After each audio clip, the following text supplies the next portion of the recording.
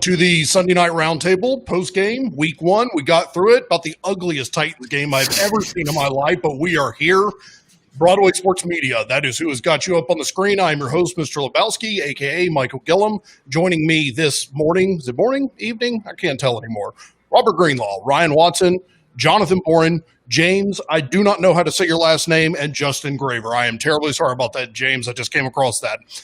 You can find all of us, our content, much, much more at BroadwaySportsMedia.com, where you can sign up now, all access, premium membership, 30% off right now with promo code KICKOFF30. That's kickoff, the number 30, 30% off with that promo. That is for life if you sign up with that promo at 30% off a month right now. Let's get into it. That was an ugly, ugly game. We're going to go quarter by quarter real quick, kind of give a quick recap. Real quick, you said Jonathan Boren. You meant Ryan Watson. He said that's my fault. Jonathan is not here. He's going to bed. He's frustrated. He took a shot of bourbon, and he's out. I don't blame him. I would have done the same damn thing. Anyways, all right. Let's start with the first quarter. This game started off really, really sloppy and pretty much stayed that way for the Titans all the way through. First quarter, Mike, I'm going to hand it to you. What was your reaction coming out of the quarter? Obviously, we'll get to the kicking, but just real quick. I mean, to me, it was. I thought the first quarter was probably their worst quarter. They were extremely sloppy, undisciplined. Just looked like they were all over the place. Maybe a little too emotional coming into the game. I thought it was really rough start. The positive was I thought Clowney early on. Clowney was extremely influential early in the game, which was good to see. I thought he faded a little bit late, and that could be a conditioning thing with them only having 3 outside linebackers to play tonight. But yeah, I thought the first quarter was basically lack of discipline is the best way to sum that up. And I think that – oh, sorry. Go ahead. Sorry, I was just going to say that we kind of expected things to be sloppy in the first quarter, so it wasn't really a surprise to see that. But, I mean, you hoped, at least I hoped, that the Titans coming in with the same quarterback, same running back, same offensive coordinator, same head coach, like all the continuity on the offensive side, 10 out of 11 starters returning, and Dennis Kelly, de facto starter. I was hoping they could come out. You know, we saw some teams this week with veteran quarterbacks, with continuity, like the Saints went, I guess the Saints did, but some quarterbacks, some teams went and marched down their like scripted drive. They like marched down the field and scored a touchdown, and then things got sloppy and things got hard. I thought that might be the case for the Titans to like take that continuity and carry it over and have a nice scripted first drive, but they couldn't do that. It's kind of a bummer. So Evans throws a punch at Jake Butt, gets ejected, which was brilliant. Denver scores not long after that, absolutely gouging the secondary. Denver goes up 7-0. I mean, come on, you can't throw a punch there. I saw a lot of tweets out there of he shouldn't have got thrown out for that. You can't swing hands, and you especially can't start throwing hands against people who have helmets on. That's very idiotic. Yeah, I mean, not into the face. What's the best case scenario? You break your hand there, and then you're out even longer than just the one game. I mean, it's surprising to me too, given Evans' history, because he's an aggressive player. And he flies downhill, but he's never been like an out of composure guy to me when I've watched him. So this was a bit out of character and really surprising. And maybe, I don't know, preseason, maybe not having preseason, getting some of this stuff out, frustrations early, they're mild high. I don't know what the reason was, but yeah, you can't do that. Second quarter, Broncos' third drive, Simmons recovers a fumble from Melvin Gordon, which really kind of bailed the Titans out, helped shift the momentum. Titans drive and score right after that, bring it 7-7. Michael Pruitt catches a nice little TD. We're down the beginning of the second quarter at this point, but God, the game still felt so sloppy at this point. Henry was getting ugly 2 and 3 yard gains at this point. Really never seemed to get his feet under him and find a nice running lane. Can we talk about that? The catch for a second for Michael Pruitt, and oh my gosh, absolute zip that Tannehill had on that ball to him, and it was a second read. He looked out first for Ferkser, who was coming off of the slant on a corner. He looked there, it wasn't there. It was well defended, and he comes right off and snaps it inside pretty quickly and throws a dart that I thought was going straight through Michael's hands for an incomplete pass, and he snagged it, held on, rolled it into his body and didn't let touch the ground. It was a fantastic play. And it's not something, you're kind of, not that those always happen to Titans for that to drop or fall through, but it's kind of one of those things where it's nice to see when it goes the Titans' way. Broncos' fourth drive, Titans Simmons comes up, gets another big stuff. He was having a game at this point, which was great. A little shuttle pass to Butt, and he got put on his butt. Simmons was all over the place, and it was awesome to see. It started off with Clowney all in the backfield, and then Simmons just kind of picked it up and was all over the place and just really in people's grills. Yeah, I thought Simmons was tremendous, especially on that drive specifically. But I thought when you get in those short yardage situations, Simmons is unmovable. I mean, he's not going anywhere. And he was really disruptive during that drive specifically. I thought him and Clowney kind of traded off, just blowing up plays there for a little bit in the first half. Davis had a nasty little grab on the Titans' fifth drive where it looked almost incomplete for a second, but nice little heel drag and just fantastic foot awareness. Corey Davis, another guy who was having an absolute game tonight, drug the heel, got it in. It was ruled a catch. And unfortunately for the Broncos, A.J. Boye went out at that point with an injury. So worked a little bit in the Titans' favor. Big catch for Davis, who continued to have a game. Shame to see Boye go out. Denver just could not help themselves having injuries on defense. Yeah, I think the Titans were helped a lot by that. I mean, I don't know, really. They seem to lean on Henry a lot in the second half, which is typical for this team. And I actually like that they didn't go away from it. I saw a comment in here, too many first down runs, but I don't know if I agree with that. I thought early in the game when it was expected that a run was coming, the Titans actually did a good job mixing in some play action. I mean, overall, the offense was pretty good in this game. They had multiple drives, 12-play drive for 60-something yards, no points, another 80-yard drive, no points. Like, that's huge. At the end of the day, the scoreboard sucks, but, like, there were some miscues. But the offense overall, I mean, the offense moved the ball up and down the field. They just couldn't get points on the board. 53 seconds left in the half. A.J. Brown gets a first down, but then Jarrell Casey bats down the next pass. Jarrell Casey had himself a game, too. Made himself well-known. He's got to be happy coming into this game knowing that he made his presence felt against his former team. Yeah, I said in the trenches to look out for a little extra oomph from him, and he didn't disappoint. He was all over the place, stopping in the run, and he was and batting down some passes, and you can tell this one was a little personal for him. So and I don't blame him. We all knew he's a good player. He's a great player for the Titans, and he just seemed to continue with this first game of the 2020 season. So pass over the middle to Raymond to end this drive ends up being incomplete. That was clear as day on film. Raymond did not have a good game. The incompletions, the drops, it just really, the punt returning was not great either. Poor guy just didn't have a good day. Those would have been tough catches, but I agree. I mean, it's just in the early buzz and hype from him. I mean, obviously, you want him to be a part of this offense, but you want him to be a part where he's taking his shots and he's got these little chunk plays that he can get where maybe he gets free with his speed on a short yardage. But to think that he's going to – I mean, Humphreys proved why he's your third guy. He was clutch all night. He was Jonathan Bourne will joke that he had no yards after catch because he literally catches and falls down or goes out of bounds, and that's 100% true. But you know what? He catches the ball, and it's impactful. Which leaves us with a 4th and 12, 44-yard field goal attempt. You all already know where this is going. It gets blocked. This is now the second kick that Goss has missed. Just at this point, every single Titans fan out there is thinking the same thing. How in the hell are we still talking about kickers in 2020? How is this happening again? The Titans go into the locker room completely demoralized with a tie game that honestly, at this point, they should have an additional 6 points on the board. Apparently the yips are transferable. It's not like they didn't address it. I mean, they brought in a future Hall of Fame kicker as one of the, I think he was third best or fifth best or something all-time field goal percentage going into this game. I mean, maybe he's too old. Maybe when Bill Belichick gets rid of a player, it's time to say, okay, maybe that player's done. But the Titans had success with Malcolm Butler and Logan Ryan until his time was up. So, I mean, I don't know, man. That just sucks. Like, what do you do now? You need a kicker, right? You can't roll with Gostkowski. You at least have to bring someone in for a tryout just to, like, make it look like you're pushing Gostkowski. Like, what do you do here? Here's what you do. You take the Titans kicker room, whatever meeting room they use, you burn it. You burn it to the ground, and you rebuild it because it's got cooties in there. I don't know, like, what's wrong with that room, but it is cursing every kicker that comes through there. It is ridiculous. Just burn it to the ground. I made a joke on a text thread to a couple of people that sounded like Gostowski with Allison Franklin should have been taking a Mark Spain cash offer and selling the thing at halftime. So we go into the locker room. The notes I had here: the Titans look sloppy, stop and start on offense. The D front looked great. Secondary all over the place, giving up huge chunks to the Broncos.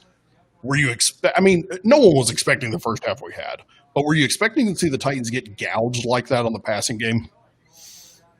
No, Well, we they're got missing Adoree Jackson's out, so that's a big loss. Rashaan Evans gets thrown out early. That's not like a huge loss in coverage, but it mixes things up with how the linebackers are going to play over the middle. So it's not You also shocking. lost Joseph early too, so I mean it's one of those things where I'm not as surprised because the Broncos were hot to the end of the season, and Locke coming in at home and preparing all week for this. And I'm not saying that he is the end-all be-all next great quarterback, but he hit his spots. He rolled out.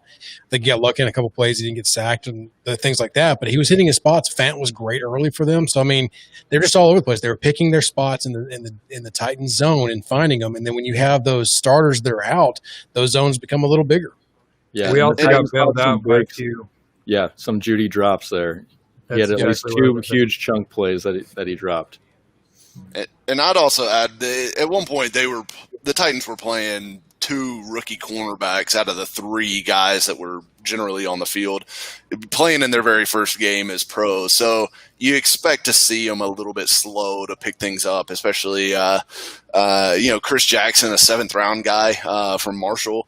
I thought they played okay. I mean, if you look at it, as much as it felt like at times that Denver was just marching on them, Locke only threw for 216 yards. It's not like they went totally crazy. Right. And given the personnel that the Titans were down to, I think it's certainly not a terrible showing from the Titans secondary. Did Fant have a catch in the second half? I don't think so. I was down by like can't remember one point to Andy Simmons in our Broadway Fantasy League with Noah Fant. I was down 20 points before the game started. He had like a 19-point first half, scored a touchdown. And then I was down by 1 heading in the second half, and I'm happy to lose that game because it means go Titans. But I didn't win, so I don't think he had a single catch in the second half. So that's something that you guys talked about, Mike, at during halftime is the adjustment. How do you take away Fant? Because he was gashing them in the first half, and that is a big adjustment I think we may be overlooking.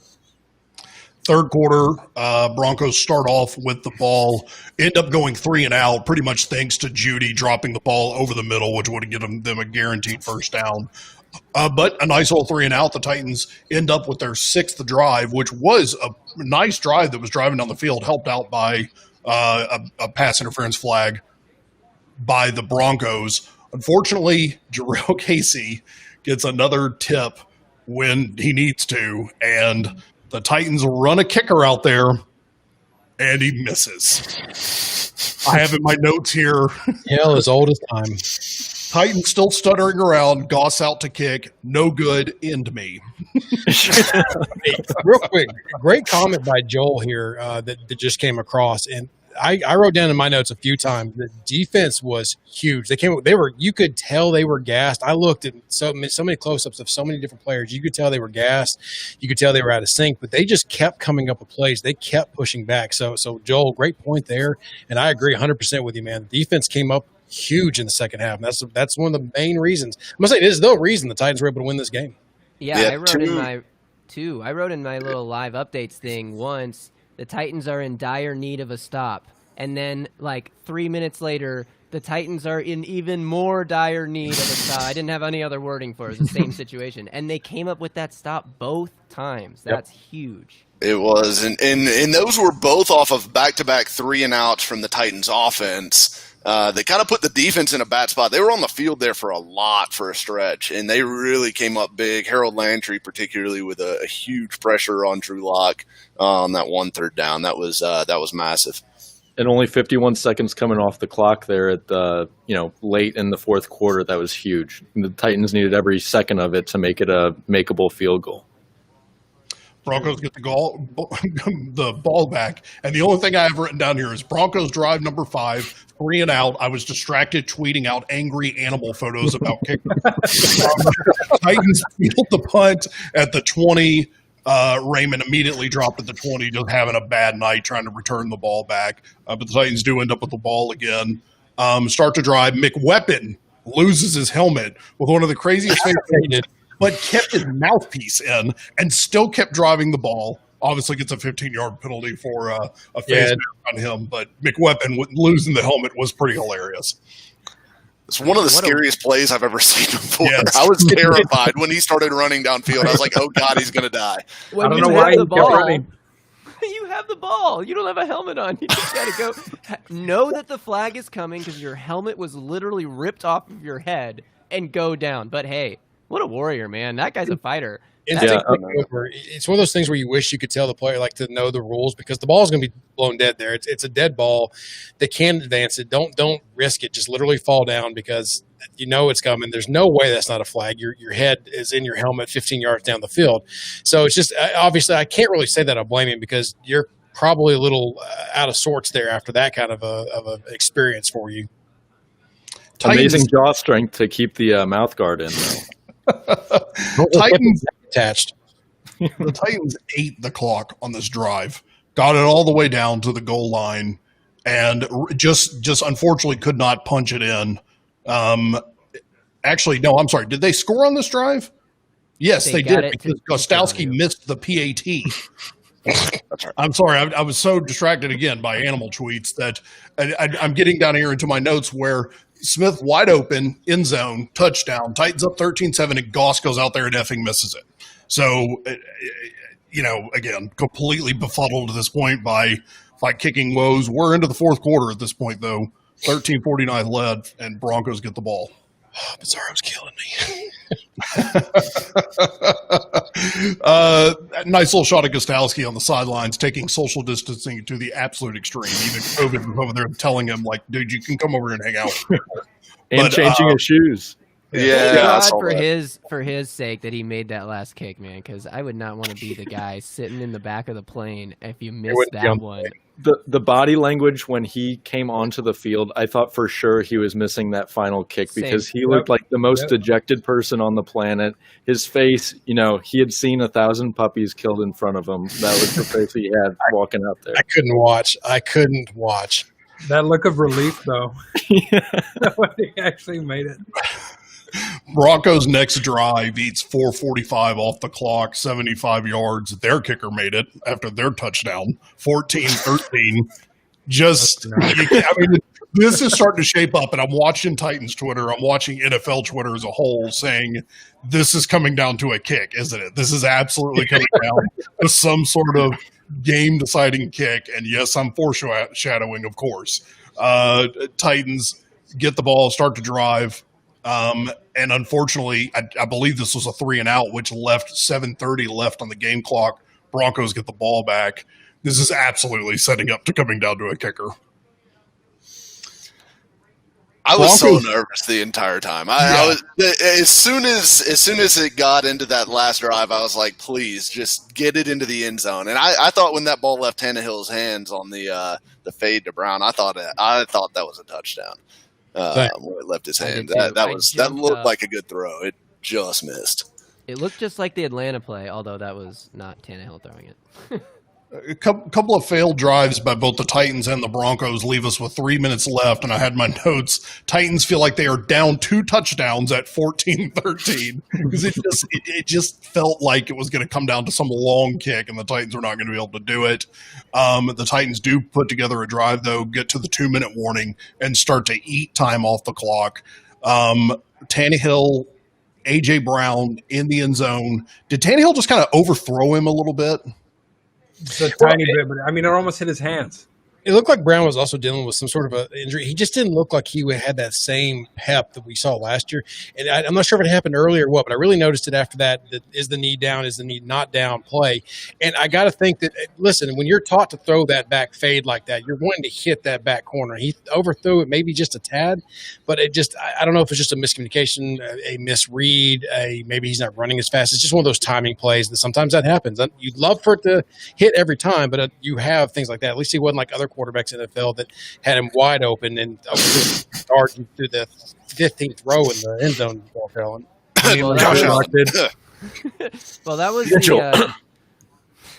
that was the 11th, 12th play of a long drive at the end of the game in the altitude. So I do agree. It looked like he kind of like was limping or moving kind of funky a little after that one play. But I also think the altitude has a ton to do with the way I don't know about both teams, but the way the Titans played, the way they kind of faded down the stretch and then came back up with a nice strong push. But, that altitude is a real thing, and we can't see the effects of it literally, but we just have to know, like, they are playing through that. Kudos to this offense. Kudos to Art Smith for having that balanced drive at the end, to not just panic and say you have to throw every down. They didn't go away from Henry. They stuck to what they did. They executed. I mean, that's just something. And as someone who's watched the Titans for a little bit, that's not something you're used to, not as consistently. So it's nice to see them when it mattered the most. They came up with that balance. They didn't panic, and they stuck to their guns. The A.J. Brown incompletion left 17 seconds left on the clock.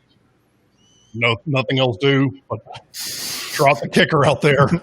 Everyone's holding their collective breath, but thank God Stalky makes the kick. 16-14, 17 seconds left. The Broncos, unfortunately, with a little bit of clock mismanagement with some timeouts, just didn't leave themselves enough time to do anything. A couple of incompletions and a near pick by Byard ended the game. Thank God the Titans are 1-0 in the ugliest 1-0. Actually, no, you know what? I'm not even going to say the ugliest 1-0. This Titans team has done this to this group for I don't know how long, for this fan base, I don't know how long. You know what this felt like? This felt like a Jeff Fisher game. This felt like Jeff Fisher, but except Jeff Fisher's kickers made it. But this is a Jeff Fisher ugly, like, I need to smoke a half a pack of cigarettes after watching this. My reaction right after was that at least this is a game that the Titans found ways to lose in the past. Yep. And this comes out with a win. And I'll say it, a win is a win is a win. And we haven't touched on it yet, but Denver, and I wrote about this week, again, coming into this game, they were 48-7 at Denver in the first 2 weeks of the season, now 48-8. This is the 8th team in the last 45 years to win in Denver in the first 2 weeks of the season. It's not an easy task. I don't care if the fans were there or not. This is a big win for this team. Any road win in the NFL is a big win. A road win in Denver is especially big. And you pointed out in your article, too, that some of those Denver teams that beat good teams in the first 2 weeks didn't go on to have particularly good seasons. So this is just a tough game no matter who is on the other side of the field. Going to Denver, first 2 weeks of the year, especially this year, no preseason. Lots of guys are not in shape. Clowney even said in his press conference earlier this week that he's been working hard all offseason and he feels like he's in good physical condition, but he's not in football shape. And he was like, I can't even tell you what it means. You just have to play football to know what I mean. And that's something that, like, I think a lot of fans take for granted, is that being in shape thing in week one. And it was real, and the Titans overcame it. So that's a huge win. Just a huge win. I mean, all the mistakes are mistakes. And you can say, oh, Jerry Jeudy dropped 2 passes. Oh, Drew Lock overthrew Deshaun Hamilton in the end zone. But, like, yeah, the Titans kicker missed 3 field goals and an extra point. So your what-ifs don't mean a lot to me. Kevin Byard should have had that interception just to, like, put the cherry on top. It's disappointing did that one play where Clowney took lockdown in the backfield count as a sack? Because I feel like it was kind of a botched play and would have just I think it was a tackle. multiple, like a shared sack. Shared sack? They did not give him a sack for that. So they didn't even give him a tackle for loss. It doesn't look like. No wonder his sack numbers are down. They keep the NFL's against him. So the Titans didn't sack Drew He does Lock have then. one tackle for loss, though, on the game. So Yeah, he had a running back down on the other side of the field. But so I thought the Titans would get after Drew Lock all game. I thought it would be kind of like last year when they got after Baker Mayfield in week 1 all game. And they had those two weaknesses on the edge in Cleveland. The two left and right tackles were terrible. The Broncos' left and right tackles are not necessarily terrible, but they're not very good. The right tackle is really a guard playing right tackle just because they don't have anyone else because Juwan James. They're the weak spot of that offensive line. They're not good. And Harold Landry had one really nice play where he ripped through and crushed Locke. That's the kind of play that can be a turnover, and it just wasn't. But that was really the only time they really there was a couple times Clowney was chasing him down. Locke did a nice job feeling the pressure and getting rid of it, but I was disappointed in the pass rush. I was encouraged, though, by Landry because I thought he showed a lot of zip and a lot of pop coming off the edge. And now, granted, he's going against probably what may be one of the worst tackles he's going to see, at least early on. Out there, and like you said, you don't know. It's a guard trying to play tackle, but with the opt-out, the Broncos are in kind of a tough situation. The strength of that offensive line, they showed it early with the inside zone, is that guard to guard that picking up what they did in free agency, returners that are there. Even the LSU center is fantastic coming out of college. So, they've really got a lot of strength there. But I got to say, I was impressed with Landry because at least he showed some oomph coming off that edge. And we'll see if he can carry that over and see if they can get some help, get Beasley back, get Clowney not mile high, a little more conditioning, see if he can put some more pressure, too, from that middle as well, some of those third and longs. Yeah, it's going to be tough sorry, Lebowski. It's going to be tough with only 3 active outside linebackers, too. You talked about the altitude. We talked about conditioning. There's only 3 of them active. They're playing a ton. So I think it's okay for the pass rush not to be where we wanted it to be this game. Next week against Jacksonville, it might be a different story if it looks the exact same. Right. So before we get to some fan reaction, I want to go through some top plays and biggest mistakes in the game. If you're just tuning in, this is Sunday Night Roundtable from BroadwaySportsMedia.com. BroadwaySportsMedia.com. We're running a special right now. Promo code KICKOFF30. That's KICKOFF30. Will get you 30% off for your membership per month. I wanted to jump to a couple of comments that we got in here. Stoney, and actually, damn it, I've lost the damn comment. Stoney, you are commenting too much. Anyways, liked Rashawn's performance. Says, wait, Rashawn was the reason why they were suspect AF tonight. Possibly. Part of it, yeah. I think he certainly hurts the run defense when he goes out. He's their best run thumper, especially on those inside zone runs that Ryan was talking about. You need a guy like that in there. And Compton's fine, but he has not got the heavy hands that Rashaan Evans has coming downhill. When Nick DeZunbar is in on your goal, oh my gosh, down. You are weak at the position. Let me say.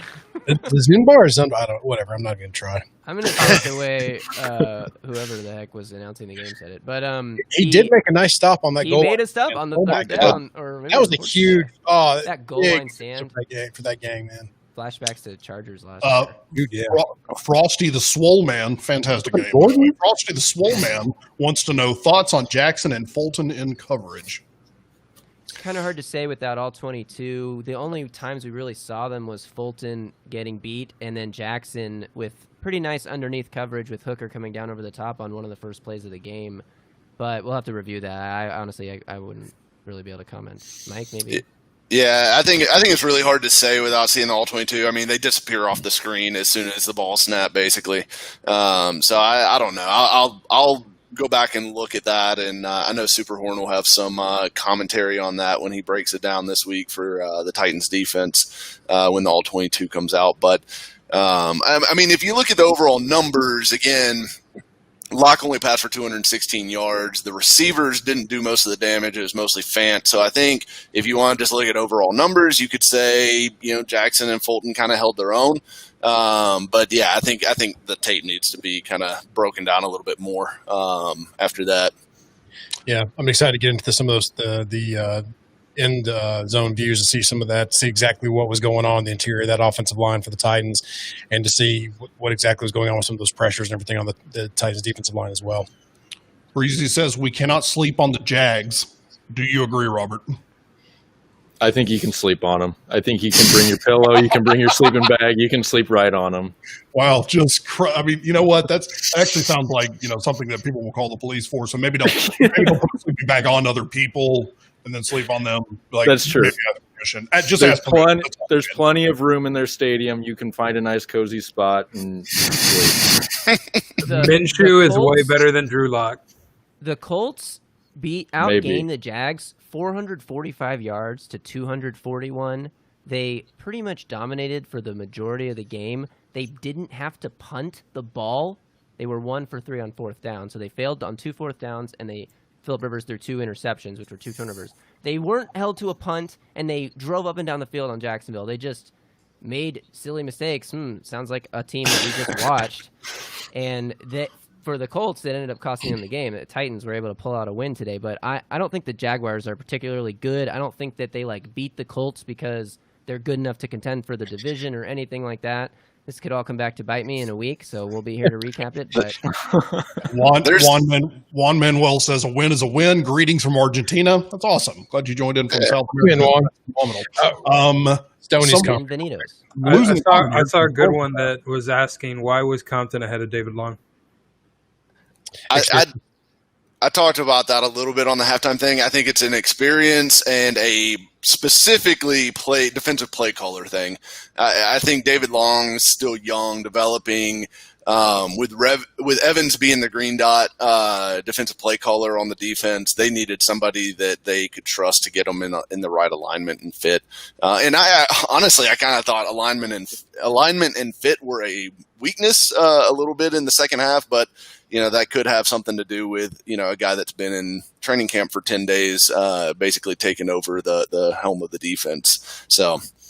And we talked to David Long a little bit about that, Justin Mello and I, when we had him on our thing. And we talked about how he was brought up to play in the weeks before the Chiefs game and the Ravens game. And when those injuries happened to Jayon Brown, he wasn't thrown in there as much right away. He played some snaps down the stretch in those 2 games where Jayon got injured. But, I think that if Evans doesn't have to miss next week, by the way, to answer somebody's question, Bizarro. Yes, Evans will be back next week, assuming he didn't break his hand punching the guy's Lawan came back in the game. Unless something comes out after the game, Lawan came back in and played, so he should be fine as well. Hopefully. Guru says Saffold was a complete liability tonight. Is that true? I'll have to go back and look. Just to kind of address a couple questions here about the Henry's average yards carry and yak or whatever, and some things. The Broncos defensive line came to play, and this is one of the things that I said was going to be their strength in this defense, and they did not prove me wrong. Whether that's a good or bad thing, I hate being right on that, but it's just they came to play. That defensive line occupied blocks. I saw multiple times that offensive line for the Titans was not getting up to second level. Blasting game wasn't getting up to second level, cutting off some of those linebackers at the point of attack. There was one play in particular where Lawan, I think it was the play he actually hurt his knee. He goes out to shove to give help with the tight end, and he shoves the guy outside, which it looked like the aiming point was the C gap to outside anyway. So the shove's not really needed there. I guess he's wanting to wall him off, and that's all fine. But he misses the inside linebacker that's right there, and I'd have to go back and look at it again to see the scheme to see if there was another double somewhere else. But it was a constant theme throughout the night that the either tackle or guard was not getting up to second level. Nate Davis buried himself with Ben Jones on a play and with the nose guard and just didn't get the linebacker. So when you're doing those kind of things and the linebackers have the ability to flow free, safety's coming down hard to stop Henry, it's going to be tough sledding. And the fact that he got 100 plus yards was kind of amazing to me. I looked at the stat sheet and I was shocked. 300 yards is coming next week against Jacksonville. 31 carries. 400. So the next section I want to start, Robert, with you. Biggest mistake that you felt like biggest mistake the Titans made. I guess signing Steven Gostowski. I think that was probably the biggest mistake. Probably. I mean, just yikes! What a disaster. He went from I think 5th most accurate kicker to at least 8th most accurate kicker in NFL history in just one game, and I'm sure it got worse because he missed a kick after he fell to 8th. Yeah. So they got to do something. I don't know whether it's bringing up McCann or signing Hauschka, who they worked out, but that was a disaster. It was fun. I mean, I laughed, I cried about it. It was fun, but it's a roller coaster I'd rather not get back on next week. Graver, biggest mistake. I think the biggest mistake was not being prepared and ready after the 3rd and 1 quarterback sneak that failed, because it looked like they wanted to go for it again, but then they ran out of time and they had to punt. They had to take a penalty and punt. So why did they why weren't they ready to go? So if you're going to be ready to go, you should have that play call in before the 3rd down. If you're going to go for it, you have to know that ahead of time. So you got to get that play calling. You got to be ready to go. I don't know why. I mean, obviously after the penalty or whatever, you end up punting it on 4th and 5. But I don't know. That was a missed chance, I thought, to kind of steal some momentum back. Mike, biggest mistake, biggest thing you would have liked to have seen changed. I don't know. I'll go to Rashawn Evans here. Evans has got to be better than that. We've talked about it already a little bit, but you just can't do that. You can't get ejected from the game in the first quarter of the opener. I know he's fired up to get out there and hit somebody, but got to have a little bit more composure than that, and that really put him behind the 8 ball because he's a tough guy to replace in the middle of that defense. So before I discuss Jacksonville and we wrap it up here, a little comment just popped up that I really like. Let's discuss the Corey Davis revenge tour. Do you think Corey Davis is on a revenge tour tonight, man? Specifically against Kareem Jackson, yes, he is set out to destroy Kareem Jackson every time they're on the field together, and I can't wait till they end up playing against each other again. Maybe we'll get Denver for a wild card game or something like that in the early round of the playoffs. Well, maybe hopefully the Titans aren't playing in a wild card game, but maybe you see Denver in the playoff and we get another opportunity for Corey Davis to bury Kareem Jackson beneath the turf. I will say, outside of that one play where where Corey Davis snatched Kareem Jackson's soul from his body, Kareem Jackson played really well in this game, and I think that much like Jarrell Casey, this is a guy motivated to play against. In this case, it's not his former team at all. But on the other sideline, Mike Vrabel, Shane Bowen, Pat O'Hara, Anthony Midget, Jonathan Joseph, Jadeveon Clowney, Ben Jones were all teammates with Jackson in Houston. So I'm sure, or coaches in Houston. So I'm sure that he was motivated too. But yeah, Corey Davis. Mike, what was your bold prediction of the season? I said Corey, leading receiver on the Titans, and here we are after week 1. I'm ready to declare victory. It's over. It's over. You got it. Not quite. One overreactions. Herndon has been all over Corey Davis on the F Words pod. And actually, if you listen to the F Words pod, how does it start off, Mike? Corey Davis sucked. He's always sucked. No, fun little audio grab. There you can find F Words pod. We're going to have to change that open after this week. No, we're going to play it louder. It's going to be louder music tomorrow. All right, gentlemen, I'm going to go around the room. Give me one sentence, starting with you, Justin Graver, on your thoughts on the game tonight. One sentence. It was sloppy but satisfying. Ryan Watson. A win is a win is a win. Boy, that's a bad sentence, James. My blood pressure is still through the roof. Yeah, I completely understand that. I understand. Mike. Hey, ugly wins need love too, baby. Robert.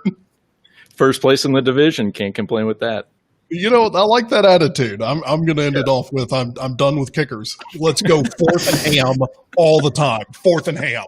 That's what I want to see. So, Mike, I'm actually going to give you the last topic. Jacksonville next week. Jacksonville at home against the Titans, even though there's not going to be any fans, but Jacksonville has to come to us. What are your expectations? You've got to come out and take care of business in that game. I mean, you go and you get the tough win in Denver. You've got a division opponent. I don't care this the Jaguars. You saw that they can beat a reasonably good football team, in Indy in week 1. So let's see what they got on the home field and see if we can go out to a 2-0 start. I mean, if you get to 2-0, Houston has Baltimore. And Indy has Minnesota next week. So if the Titans can take care of business against Jacksonville, get a little bit of help, you might be able to open up a 2-game lead on both of the teams that figure to challenge you for the division. And that's enormous this early in the season. That would be huge. So this is a big game this week. And even if it is the Jaguars, they need to come ready to play. Last question to you, Mike. Do the Titans go in scramble mode and look for a kicker this week? I think they probably give Gostkowski another week, as painful as that's going to be, unless they just decide to go back and say, sorry, Greg Joseph, we're bringing you back off of that practice squad. But they paid Gostkowski $2.5 million, and I think he's going to get another chance. And we'll see if he can right the ship. Hopefully maybe that was just some new team jitters or something. This is the first time he's kicked for anyone besides New England in like 15 years. So, I don't know. I think Gostkowski's the guy that's kicking off for in Jacksonville or against Jacksonville. Easy for me to say. Well, ladies, gentlemen, children, if you're up watching this, I don't know why your parents are very irresponsible, but we appreciate you tuning in. That's going to do it for us. Jacksonville at Tennessee next week, 12 noon Central on CBS. That's going to be the only place you're going to find it. No fans allowed in the stands just yet. We're hoping that changes soon. However, Jacksonville at Tennessee again next week. This is Sunday Night Roundtable. It's been brought to you by BroadwaySportsMedia.com. Again, we are running a promo. Kickoff 30. That is 30% off. BroadwaySportsMedia.com. You can find this show, podcasts, articles. You're going to love it. Come check it out. We really appreciate you tuning in. Have a good night. Titans got to win. W. Eat that W, Mike. No. Stop.